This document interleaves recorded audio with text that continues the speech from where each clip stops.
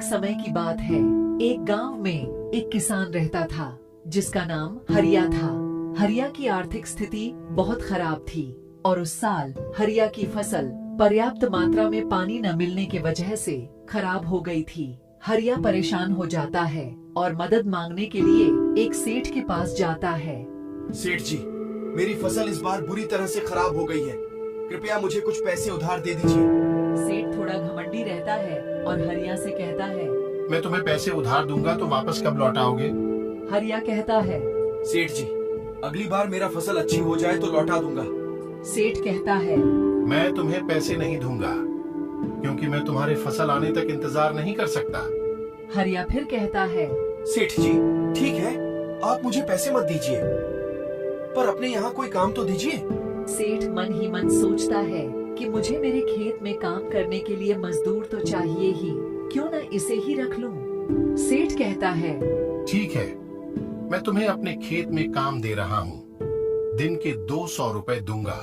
हरिया सेठ की बात मान लेता है और अगले दिन से सेठ के खेत में काम करने लग जाता है। कुछ दिनों बाद एक दिन सेठ खेत में आकर कहता है, मेरे खेत में काम पूरा हो चुका है, अब मुझे तुम्हारी जरूरत नहीं है, तो कल से तुम मत आना। सेठ की बातें सुनकर हरिया निराश होकर कहता है, सेठ जी, आप मुझे काम से मत निकालिए। मेरा घर आपके दिए हुए पैसों से ही चलता है। भले ही कुछ पैसे कम दे, पर मुझे दूसरा काम दीजिए। सेठ हरिया को मना कर देता है और उसे जाने को कहता है। हरिया वहाँ से चला जाता है और अगले दिन सुबह हरिया फिर सेठ के घर जाता है और कहता है, सेठ जी, कृपया मुझे कुछ काम दे दीजिए, वरना मेरा परिवार भूखा ही मर जाएगा।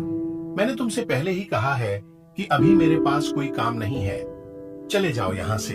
हरिया वहाँ से चला जाता है और फिर वह रोज सेठ जी के घर के सामने खड़ा होता और सेठ जी से काम मांगता।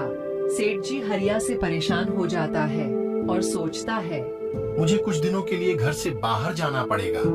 जब घर में कोई नहीं मिलेगा तो हरिया आना बंद कर देगा। ऐसा सोचकर सेठ जी कुछ दिनों के लिए बाहर चला जाता है।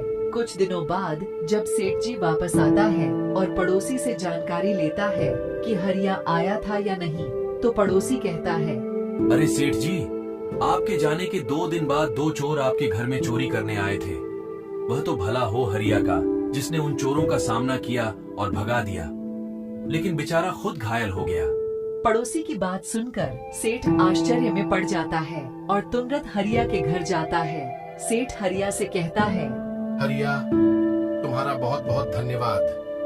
अगर तुम नहीं होते तो मेरी घर में चोरी हो जाती और न जाने मेरा कितना नुकसान हो जाता। मैं तुमसे माफी मांगता हूँ कि मैंने तुम्हें काम के लिए कितना परेशान किया।